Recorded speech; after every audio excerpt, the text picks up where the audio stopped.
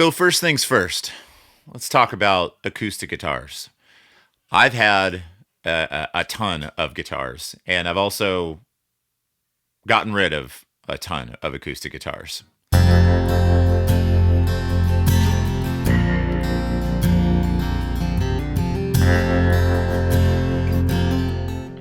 I know there's collectors. I know there are folks out there that take pride in having every brand or are brand specific and only will use one name or another. And that has never really been me. I've always treated an acoustic guitar as a tool, more of a function. Of course, how they sound is important. How they look is important. But for me, it's always ultimately been: is it reliable? Can I count on it every time I walk into a new venue or the venue that I play on a regular basis, and break it out of the case and it to play comfortably, to work, to not break, and those things matter. So currently, I am playing a Taylor 717. I think this is the Walnut or Honeyburst is the guitar. And it's been, as you can see, I have used it a lot. Not as much as Willie Nelson, but eventually I'll be as gray as he is by the time I actually wear a hole through the body of the guitar here. But we're getting there. So this is very much a tool. It's not the coolest guitar. I prefer a Martin or a Gibson, especially a Gibson for the cool factor, what it says on the headstock, or just some of the design. Talk to me about a Gibson Southern Jumbo with the trapezoid inlays, and I'm like, yeah, I'm in. But there's also things like functionality, and comfort is my number one thing. It's reliability and comfort. So the back of the neck on a Taylor acoustic, for whatever reason, whatever they do, it's so comfortable. It's so easy to move up and down the fretboard. Whereas with a Gibson, specifically when they have finish headstocks, they get sticky. And no matter what I do, I know they'll be in the comment section, and I'm sure you can light me up down here. But no matter what I did to clean, maintain, oil, there's all kinds of things, I always just got stuck to the back of the neck, and it drives me nuts. I'm half tempted the next time I do buy a Gibson acoustic guitar to take it to a luthier and have them actually polish or sand the back of the neck to where it's like a Taylor. So this is a big driving force for me when it comes to my choice in acoustic guitar, and genuinely just the back of the neck. It's just me. You may think differently, but that's the way I think. So this is my number one primary guitar. Again, a Taylor 717, and this is the Walnut Honeyburst or something like that. As I said earlier, I'm not super huge about fancy guitars. To me, it's all about function and reliability, and this guitar has been that for me. Next, we'll talk about my pedalboard. So, I don't know how to do this to where, got to do it with Jonathan Nathan something. I see all of his videos. He just holds the thing up in front of his face. All right, just gonna hold it. I think I'm just gonna hold it, and we're gonna see how this goes. But yeah. So pedalboards. I am a nerd about pedalboards. I watch all of the pedalboard review shows, and I have been known to spend plenty of money on pedals and add and remove and have complete different iterations of pedalboards. But this is sort of my go-to if I'm going to walk into a venue and play acoustic guitar, whether it's solo or with a band. This is where I've landed. So if you can see, first thing in the signal change is the Shure GLX wireless receiver. That is right here. And I've been super happy with the Shure stuff so far. I had a Sennheiser one. That had it didn't have the actual bass on the pedal board. It just had the two wireless ends, one that you would just plug in at the beginning of your signal chain, and then one that you would plug in the back of your guitar. And it worked really good. It sounded really good, but I was not super happy about the battery life. The batteries would, if I had a 3 to 4 set show, so 3 to 4 hours, it would make it about 75% through the show, and then the battery would either get to the flashing red light of you're about to lose battery, or it would actually just completely quit. So I went to the Shure GLX that has the separate pack. I'll grab that here in a second. But those batteries last 2 to 3 gigs on a regular basis for me. So they last quite a bit longer, and happy with that. So moving down the signal chain, I actually go into the body res pedal. It's sideways, but the body res pedal, TC Electronics, and super simple little pedal, very affordable if you are just getting into the world of acoustic guitars and you plug in any one of your acoustics. I don't care what brand it is or what pickup it has in it. If you plug it in and you plug it into a PA system or a speaker system and you don't like the way it sounds, the body res pedal does a lot. It's EQ and compression. It's one single dial. It does have a switchable phase, so you can go from in phase or out of phase, and that can help with a little bit of feedback issue. But a little experimentation goes a long ways, and you can find a nice sound that body res pedal does add to your acoustic guitar pickup. So I would definitely suggest a body res pedal. It's a small investment for pretty good sound. That go into the Peterson Strobo Stomp tuner. I have tried all the tuners, the Boss ones, the TC Electronic ones, and I'm a stickler, especially with acoustic guitar. I'm a stickler for being in tune. That's the best way to say it. If you are up there and it's just you with an acoustic guitar by yourself, if you're not pretty accurately in tune, it stands out. You can get away with not being as in tune if you're in a full band situation. You've got a bass player, you have a guitar player, you have a drummer. The acoustic guitar gets a little lost somewhere there in the mix. And if you're a few cents off here or there, it's not so noticeable. But if you're playing for a room like I do, a couple hundred people, 300 or 400 people in a room, and it's just your acoustic guitar that they're hearing and you're out of tune, it's noticeable. So Peterson Strobo Stomp Tuner is one that I have found it's the most accurate for being a giggable, tourable pedal. It is very easy to see. You can see all the reviews about all of these pedals online. Don't just take my word for it, but this is just a simple overview of why I have them on the pedal board. So Peterson Strobo Stomp Tuner, be accurate with your tuning, please. Please, please, please. It is a big thing that if you're going to play solo acoustic, it make sure your guitar is in tune. All right, moving on. So I have a TC Electronic Hall of Fame Reverb 2, and this is the critical thing. It's got to be the 2. You'll notice that I have the all of the dials or knobs electrical taped over because I use this reverb pedal for only one setting. It's one specific song that I add a shimmer reverb to. I think that TC Electronic has a pretty good shimmer reverb. There are better ones out there, but the reason why I use this pedal is that the actual on-off foot switch has a mash setting where as you apply pressure, the more pressure you apply to the button, it increases or swells the effect of the shimmer effect. So again, I use this for one specific song. Ask me in the comments what specific song that is, but it's only on the board just for that one particular tune. If I play live, I play in a lot of house systems. We have a front of house engineer, and they'll add in their reverb to the room, whatever they feel necessary for the song or for the environment. So I don't actually keep a reverb pedal on my pedal board for my acoustic guitar. I just have this one Hall of Fame reverb for the one song that I use it for. All right, and then finally, we're getting down to the end here.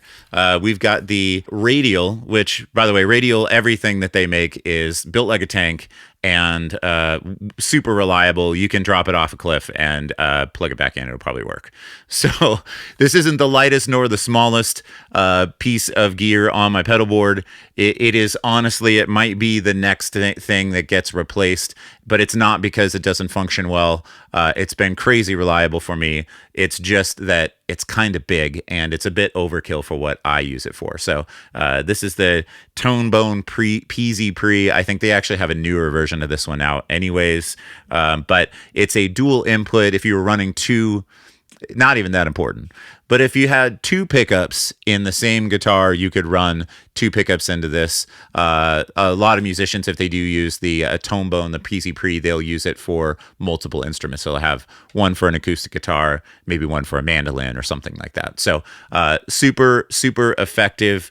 It is a DI, but it is also a bit of an EQ, sound shaping production tool, and it is very helpful. So I'm pretty mellow with the EQ settings, the bass and the treble. I kind of just leave where they're at. Depending on the room, and if I have if I do have somebody running front of house for me, they typically will tone shape my acoustic guitar for me. But if I do plug into a PA system where I'm my own sound person, I can deal with either EQ settings. Also, there is a notch filter on here, which is sweepable, and you can find any problem frequencies and notch them out. So also one of the things I like about it is that right here in the middle, it does have a boost, which I do like having a boost on the pedal board, whether that's for switching from strumming to either finger picking, or if you're in a band situation, even just a duo.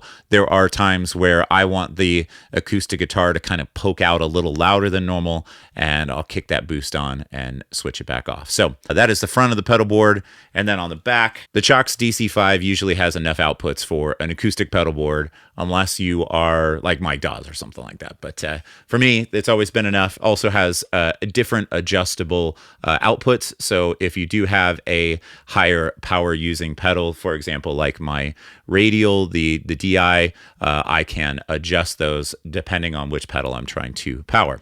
And then this is also the pedal board itself is a pedal train. I think it's a Metro 16. It's a Metro 16. Yeah. And the case I use is the pedal board, or the pedal train, the hard touring case, I think is what they call it. And it's pretty durable.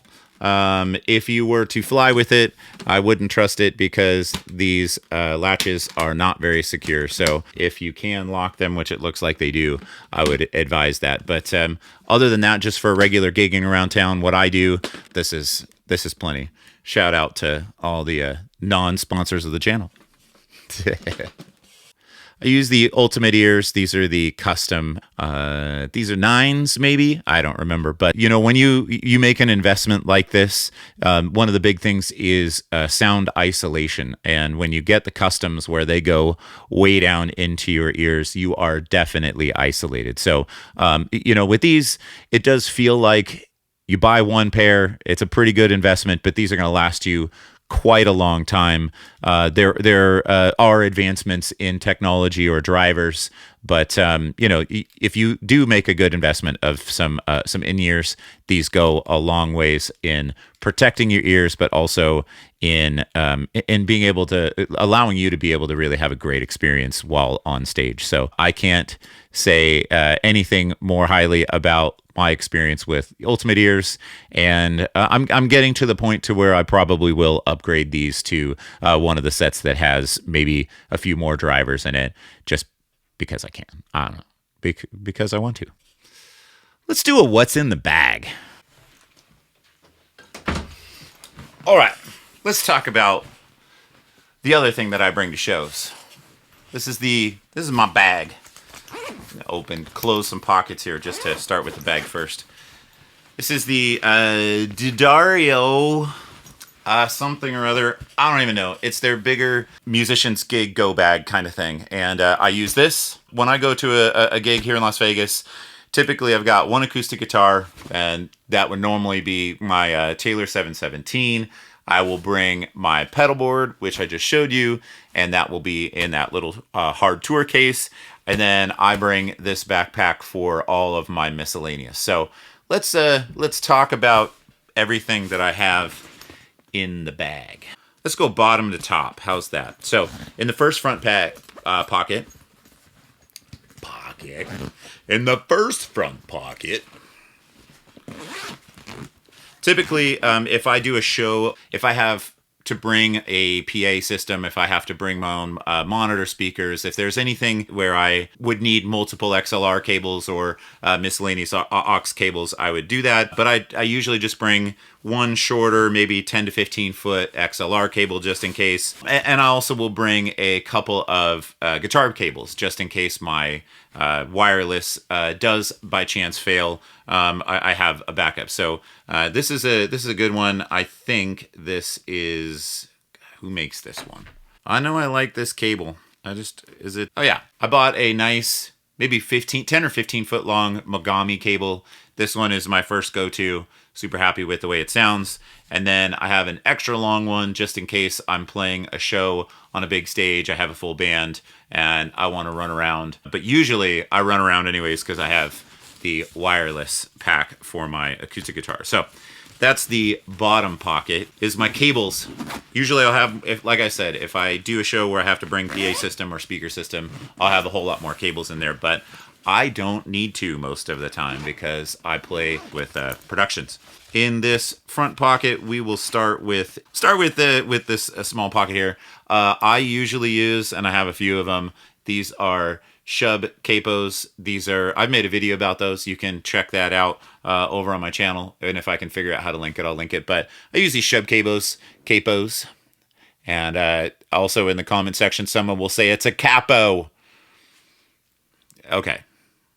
I'm not gonna argue about it. I call it a capo. I'll keep one in my guitar case, and I'll keep one as a backup in my bag because they have feet, man. They know how to walk. They disappear. Somehow they always disappear. Next is I keep one of these square readers, tap readers for credit cards. It also has a little end where you can slide the chip in there. If you sell merch, this is very handy to have. As a musician, there are ways, and maybe I could talk about that in another video, there are ways to sell your merch where you don't actually have to print by order, essentially. So I don't have to carry 50 t-shirts in 6 different sizes. You can create a website, a Shopify, and actually have people go in there, they order their shirt, it gets printed by whatever the company is, and then they send it directly to them. And then you can order a handful of them if you want to have them in stock at a gig and sell them directly to folks. Let's see, what else? If your guitar requires a 9-volt battery, or any type of battery for that matter, have a 9-volt battery. This is just, I don't know how many times I've actually helped on stage. I've helped other musicians on stage. I've had folks come from out of town and they get on stage and they have a battery that is dead in their acoustic guitar. And all of a sudden the venue or the production team, someone has to go run around and find a 9-volt. It's very inconvenient. Be the master of your own destiny. If you know that your guitar takes 9-volt batteries, bring 9-volt batteries. Make sure they're tested. By the way, it's the old school way. But, if you want to know if they're good or not, right on the end of your tongue, you'll know. You'll know if they're good or not. I keep a handful of fun little stickers. Like I play over at Old Red. This is Blake Shelton's place. And I just have some fun stickers in case there's like kids or something around. Electrical tape. I prefer black. It's inconspicuous, but you can all imagine what electrical tape is good for. Cords, cables, tying things down, signage, sticking, if you've got a tip jar sign or something, like tip jar buckets. I have my own that I'll bring. We'll get to that, but I like to take like a $5 bill, and if there's multiple buckets or a single bucket, I just tear a little piece of tape and I'll stick a $5 bill on the edge of the bucket. And it works. It works for people just to see the money. Even if there's not a sign that says tip jar, sometimes people don't notice the bucket or notice a tip jar. And a simple thing you can do is take a $5 bill, fold one half, one third of it, stick a piece of electrical tape on there and stick it on the front of the tip jar. People seeing money, it makes a difference. Just walking by it, they notice it.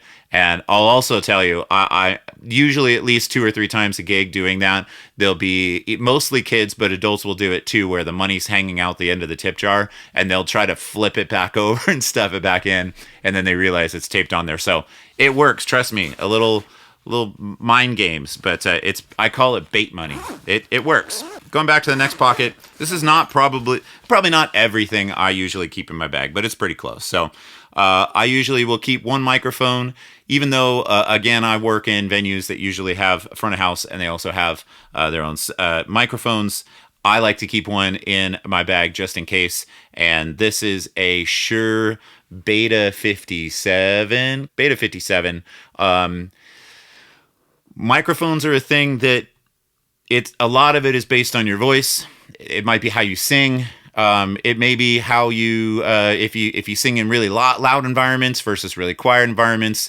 This is a whole lot of personal preference here, but I found I'm a bit more bassy with my vocals. I have found that a Beta 57 is just nice and sweet for my voice. It's kind of the best representation. It's not terribly expensive, of course. I'd love to have a Neumann that I rolled around all the time with, but this is a couple $100 versus $900. So there's that. And I usually will keep, just in case if we're in a windy situation, the other convenient thing with a Beta 57 is that it has sort of this built-in pop screen. It's kind of smashed just because it's been in my bag. But if I do play outdoors and it's windy, this is a very handy way of blocking the wind. And like you can see, it's a little wonky just because it's been smashed in my bag. But I keep this just in case. That way, if I do play outdoors, I have a way to block the wind. All right, strings. Another thing that will be up for debate. I'm not going to get into my favorite strings, even though that could be a video. But for me, I have played them all. I've tried them all, and this is just what I have always come back to. This is the Elixir NanoWeb. I use mediums, and part of the reason why I use mediums is that I typically tune down half a step. So if I were tuned into standard tuning, I would probably use either HD lights or even lights. But because I'm tuned a half step down, I stick to the mediums, and I usually will keep 2 complete sets. I will keep 2 full sets just in case. I have been known to have a bit of a heavy rhythm hand, and I usually will break either the high E or I will break the high B string on a set. And so then I'll quickly, if I can, I will quickly go and grab the replacement string and change it. So these are my strings. This is what I use. Hey, here's a good one. In the comments below, let me know. What's your brand that you use? What's the size and style? That'll be a fun conversation to have. I always keep a couple of replacement patch cables. And that way, just in case, again, if something happens and my pedal board stops working and it ends up being that I had a failed cable, I always keep a couple of cables in the bag. And now on to the top. So we're going to go in order of things that are in the bag. So this says Lee Oscar on it. This is a harmonica case. And I keep this in my bag because I play harmonica and I sing. So we'll very quickly talk about my harmonica choices. I can't really hold this up for the camera so you can see all of them without spilling them on the floor, but I keep not a complete set of keys, but the keys that are relative to the songs that I play. If I do a solo set, I'd say I play harmonica on 30% of the songs, maybe even a little more than that, 40% of the songs. So I have the keys that are in relation to the songs that I play. So not going to get into my big experience with harmonicas or what brands you should suggest. I'll just tell you what I use. I know I have a Lee Oscar case, but I'm not a big fan of the Lee Oscars. They are very reliable. They're also pretty affordable, but they don't project as loud as the Honers do. And I've found for longevity and reliability, I use a Special 20s.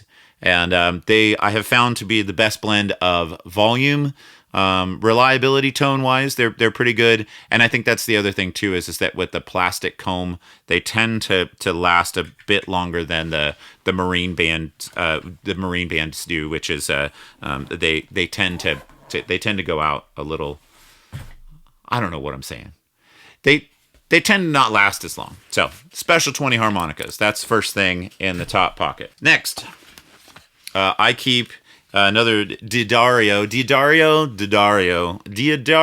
product. This is their on-stage stand kind of table shelf thing. It's kind of modular. You can get different things that go on it. You can get a cup holder. I just use the mount to put it onto the microphone stand, and then I use this little hook on the front, and I'll show you what I use this for next. But what I typically will do on this is I use a small little iPad. The kids have my iPad right now. When it's it's dangerous to let your kids use your music production iPad, but they're pretty good about it. So they have my set list iPad where I keep my set list going. But this is I'll usually will take the iPad and stand it on here, and then I'll take some guitar picks. I'll take my 9-volt battery so that I keep that 9-volt battery accessible. That's the other thing is don't just hide it in a bag and shove it way off stage.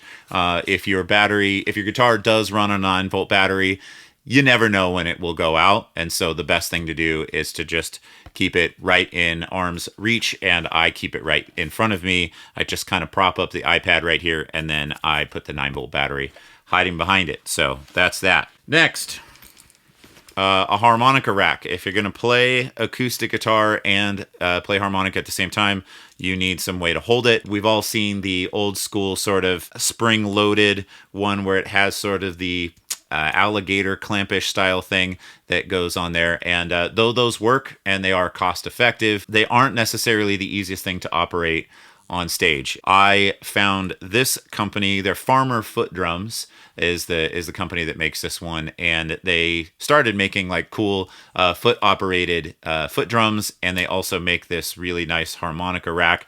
It is very sturdy. There's some key features on it why I really like it. One is, I'll show you right now, how the harmonica mounts to it. Instead of having that alligator clamp thing where you've got to take two hands and you've got to pry the thing apart, and it takes a little bit of effort to get one harmonica on and off. This one has a magnetized. This is magnetized. It just has a magnet, and the harmonica sticks on there. If you play harmonica and you're relatively sort of violent, or if you're gonna if it feels like you almost need to hold it in your hand, this may not work for you. You can actually, if you put enough effort into it, you can push this off of the magnet with your mouth just in playing it.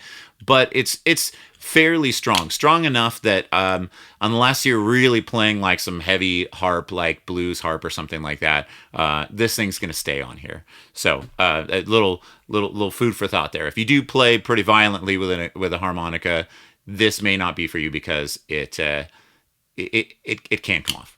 The other thing that I really like is the way that it locks down when you put this on. Let me do it for you. When you put this on, a lot of times harmonicas they'll have like a wing nut or something right here where that's how you tighten it. But with the Farmer Foot Drums one, it basically just has an indent where if you drop it like this, it stays down, and then you can adjust. There's little dials on the side. You can adjust where you want it to sit. And so when you bring it up, it actually just sort of lands and it falls into an indent, and it stays right there. And so then when you're done, this happens a lot for me, is just that I'll have the harmonica on, and then when I'm done with a song, if I don't want the harmonica rack up, I can just drop it down, and it's hands-free, and then the next time I get to another song, it's right back where I want it to be. It's pretty cool. I'm super stoked with this Farmer foot drum harmonica rack, and I would suggest it to anyone. Next. What else we got? Oh, so I keep in a little bag. This is a Shure bag. I got it for a set of headphones or something, studio monitor headphones. And in here, I keep the sending unit for my guitar wireless. So I showed you on the Pedalboard that the receiver is on the board. This is the transmitter. I usually will clip this onto my guitar strap, and it is very convenient, reliable, and the charge on each one of these batteries, they're rechargeable batteries, which I usually keep 2 batteries. That way I have one that's fully charged and one that is in the pack. But these little batteries will last a good solid like 16 hours. So depending on how long you play, you get 2-3 gigs out of this, and I've been super happy with it so far. So that is in the bag as well. I usually will I like having my guitar picks readily available. I keep them in my pocket when I'm not playing, but then as soon as I get to the show, I will use one of these. This is the Dunlop, and it's just the microphone. This just mounts up onto the arm of the microphone, and then you can stick guitar picks in there. So I like to be able to have them accessible. That way, if I drop a pick, I can grab one right away. And then a tip jar. This is my tip jar. I took a $20 bill and I used some of that little sticky, little balls, sticky, sticky balls, just little pieces of adhesive, and I just stuck it to the inside of the tip jar. And then I usually will keep at least 1 or 2 $5 bills in here. And like I said, I just take a little tape and I will fold these over and stick them on the front of the tip jar like that, and then it gets attention. People see it. And then if you're playing in a dark room, this thing's kind of mangled, but I got this from Target or somewhere, and it's just a little battery-powered LED light. And sometimes the light, maybe you can't really see it in here, but in a dark room, if you're playing on a dark stage, this helps light up the tip jar too. So I keep tip jar in here. The other reason why it's really convenient to do this is that when you're done with the gig, all the money's in the jar, and then it just goes right back in the case. I don't have to count it. I'm on the road. So this is my bag. This is what I travel with. So the guitar, I'll travel with my pedalboard in that tour case, and then I'll take this bag, and that's most of my stuff. So I hope this was helpful for you. If you have any questions, comments, want to put anything I missed. Did I miss something? Should I be carrying something that you carry? Let me know. This is my whole idea is to foster a conversation that revolves around performing live as a solo acoustic artist. It's what I do. That's what I want to share with you. And if you have any feedback, any important tips or tricks, please let me know down in the comments below. Like, share, subscribe, all those things. And I'm going to try to keep doing this. I'm going to try to keep making videos. So if you have any suggestions on things you want to know, things you want to hear, let me know. Thanks for joining me. Have a good time out there.